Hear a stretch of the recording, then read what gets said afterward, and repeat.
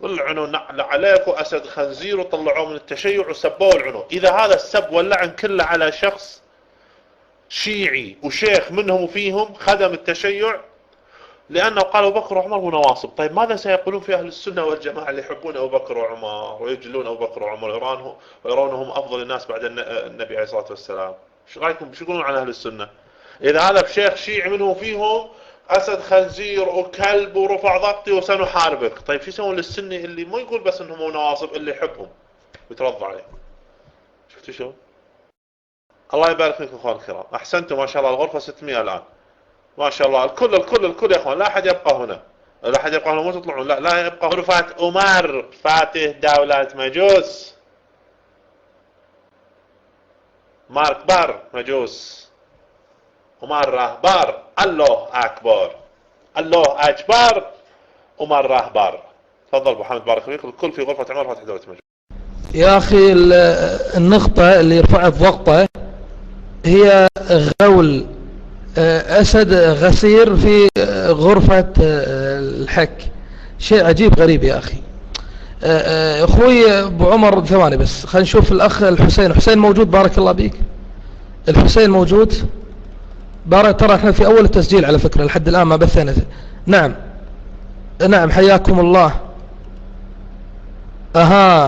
إذا أردت المايك بارك الله بيك حسين فروخك، عطني إشارة بارك الله بيك حتى أقدمك. الحسين بارك الله بيك، إذا أردت المايك اعطيني إشارة بارك الله بيك، فدوى عيونك بارك الله بيك. طيب نسمع بارك الله فيكم، نكمل التسجيل. وأتمنى أشوفوا الآن بدأوا الشيعة الآن يدخلون. والله أحد الإخوان يقول يا أخي والله في تو دخل علي بالخاص، يقول تصدق الآن أعرف 6 أو 7 أسماء شيعية موجودة معنا في الغرفة. نعم احنا نريدهم يأتون ليسمعوا، نريدهم أن يسمعوا هذا الصراع وهذا الاختلاف من بينكم، لأن هذا دينكم دين ترللي، دين شعبوري، دين لو كان من عند الله ومن عند رسوله لما اختلفتم. تبينا نتوضع عليهم؟ والله لعنة الله عليك وعلى كل واحد يتبع منطقك ويدافع عنهم. قمتوا تمشون بضلال وتضللون الشيعة. ليش تمشون في ضلال؟ يعني هذا مو منطقك، ليش تمشون في ضلال؟ هاي شيعة. احنا نسمع ان شاء الله الآن. هذا أحد الآدمية، يعني يشكي الحال ومتألم جدا، قلبه يعتصره الألم ويشعر حقيقة بحرقة في داخله لما فعل أسد قصير لما أفتى بأن أبا بكر وعمر لا يجوز لعنهما، وأفتى بأنهما ليس بمنافقين. قمتوا تلعبون لعبة جل يا أسد خنزير أنت ويا سيد لطفي. قلنا خلينا نحاوركم نمشي باحترام، مشينا معاكم باحترام، عملتونا باحتقار. يكتبون سفهاء ما عندهم علم. ماشي أنا سفيه، ماشي ما عندي علم، بمشي على كلامكم منطقك. أنا ما عندي علم، أحط له رواية الإمام موسى الكاظم سلام الله عليه أتنقط، ما يبون واحد يحاور. والله يا إخواني هذا حقيقة اللي كان يسجل يقول يا أخي هزئوه. قلت شلون هزئوه؟ قال كل ما حط ينغطونه على طول. تخيلوا كل ما حط ينغطونه على طول، ما في مجال. سبحان الله. يعني يقول كانوا معترضين عليه أنت لا تضع الروايات هذه، ما نبيك تحط. يعني أنا فرحان حقيقة. أنا الآن يعني أشعر براحة نفسية، لأن أرى كثير من الشيعة الآن بعدما قرأوا كتبهم ورأوا كتبنا وقرأوا ما فيها، اتضح لهم جليا بأن الصحابة رضوان الله عليهم هم الأقرب للنبي وتربية النبي محمد صلى الله عليه وسلم، ولا يجوز أبدا سبهم أو لعنهم، وهم ليسوا بمنافقين أبدا. هذه هي الصحوة الدينية لدى الشعابير قليلا فقط. احنا قلنا لكم بارك الله فيكم، أنا أعاهدكم بعد 20 عام إما أن يهتدوا الشيعة جميعهم أو تجدونهم فرق عديدة. تجد مثلا فرقة شعبور بن صنقور هكذا يسمونها، يعني مثلا يسمونها الشعبورية، الفرقة الشعبورية، الفرقة الصنقورية، الفرقة الشبروحية، يعني أسماء من عندهم. ستشاهدون هذا الآن خرجوا علينا المهدوية، وخرجوا علينا اللي يسمونها الخالصية، وخرجوا علينا الفضلية اللي هم أتباع فضل الله، وخرجوا علينا اللي هم الياسرية مالت ياسر الخبيث وغيرهم، والشيرازية. شيء طيب هذا. اي واحد يحاوره ينقطونه يطردونه.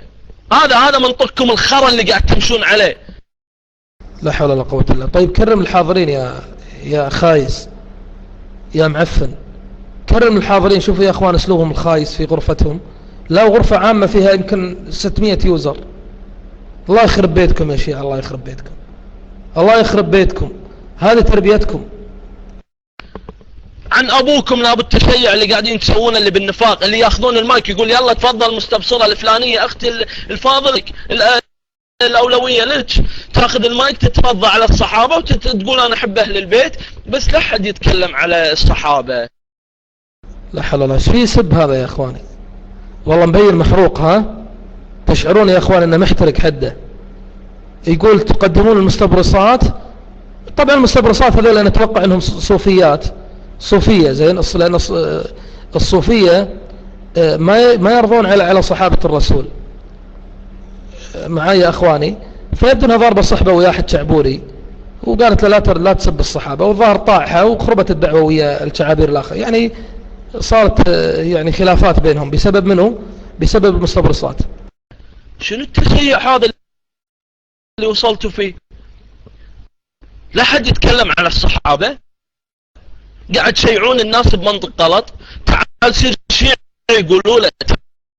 ليش تشيعون الناس بمنطق منطق غلط؟ ها ليش بمنطق غلط؟ ليش يا شيعة تشيعون الناس بمنطق غلط؟ لا حول ولا قوة الا بالله. تعال سير شيعي ومو لازم تلعن الصحابة. رواية الامام موسى الكاظم سلام الله عليه اتنقط، ما يبون واحد يحاور. اي واحد يحاوره ينقطونه يطردونه. هذا منطقكم الخرا اللي قاعد تمشون عليه.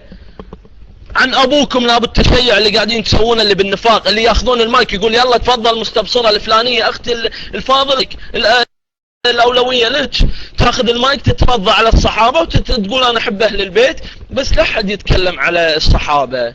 شنو التشيع هذا اللي وصلتوا فيه؟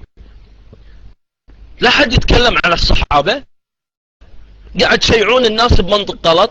تعال سير شيعي يقولوا له. تعال سير شيعي ومو لازم تلعن الصحابة. تعال سير شيعي ومو لازم تلطم. تعال سير شيعي ومو لازم تروح حسينية. صير شيعي ومو لازم تبكي على الحسين. بعد ليش يصير شيعي؟ ليش يصير شيعي؟ ما نحتاجه. مو يا حمار، آسف يا أخوان أنا انفعلت شوية. مو يا خبل. الآن أهل البيت هل لطموا؟ ما لطموا. هل أهل البيت زحفوا إلى القبور؟ ما زحفوا إلى القبور. توسلوا بالموتى؟ لم يتوسلوا بالموتى. هل أهل البيت سموا أبن نفس أسد خنزير بندوسك يا أسد خنزير. غرفة الشعابير، غرفة عمر فاتح دولة المجوس، توجهوا إليها أيها الأبطال، توجهوا إليها يا أحفاد الصحابة. هيا يا أخوان الكل بارك الله فيكم، الكل يتوجه إلى غرفة عمر. بينها وبين الشعابير عدد قليل، عدد قليل بين هذه غرفة وبين هذه شرطية واقف داخل الشارع يقول انت مو شويتي. انا ما اشوف كتلة وقال، ما اشوف هذه كتلة وقال يقول انت شويتي شو اجيب اعطيها وياه يقول لي كويتي. اشوف كويتي ولا مشكلة، ولا مشكلة ناس. انا يروح ايام بهارة يصيد هذا يقنص هذا لولو قنص لولو قاعد يصيد هذا شو اسمه يصيد هاي سمك. وين هاي يعرفه شو اسمه يعرف انا كويتي لو شويتي. هاي يقول انت جاي من بحر. شنو انا جاي من بحر؟ انا سلحفة يجي من بحر. يلا يا شباب من اللي ما دخل غرفة عمر؟ يلا يا شباب. الله اكبر. الفرق 30 بين غرفة عمر وغرفة الشعابير. الطعانين اللعانين في عمر بن الخطاب رضي الله عنه. الآن عمر بن الخطاب يدعس هذا الاسم الطيب على رقاب الشعابير. بارك الله فيكم. اللي ما راح يروح يعلق اسمه ويرفع ايده هناك. بارك الله فيكم. يلا يا شباب. اللي قاعد تمشون فيه يا أسد خنزير انت ولطفي. يا اخواني في حلقة ضايعة هنا في القضية هذه كلها. منو لطفي يا شباب؟ منو لطفي يا اخواني؟ منو لطفي هذا اللي داش عرض هذا؟ انا كلك شوي اسمع لطفي لطفي. يا محمد، لا يا اخوي انت مو قايل لك علمني الله يهدي وجهك، بس مو قايل لك تقرير بالاسماء. وهذا منو هذا لطفي؟ هذا مثل في بطنها فاسقطت الجنين المسمى محسنة.